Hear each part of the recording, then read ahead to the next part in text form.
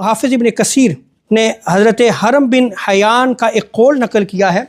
आप बयान फरमाते हैं कि जो बंदा सच्चे दिल से अल्लाह तबारक व तआला की तरफ मुतवज्जो होता है, अल्लाह ताला ईमान वालों के दिल उसकी तरफ मायल कर देता है। बंदा क्या करता है, सच्चे दिल से रब की तरफ जो है वो तवज्जो करता है, उसकी तरफ मुतवज्जो होता है कि ए रब तू खालिक है, तू मालिक है, तू हर चीज़ देने वाला है।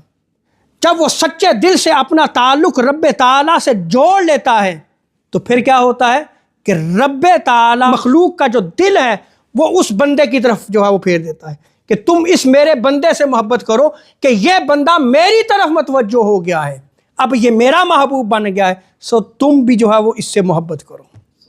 यहाँ तक कि उनकी मोहब्बत और मवद्दत अल्लाह तबारक व तआला उन बंदों को अता फरमा देता है। तो ये भी अल्लाह की अता होती है।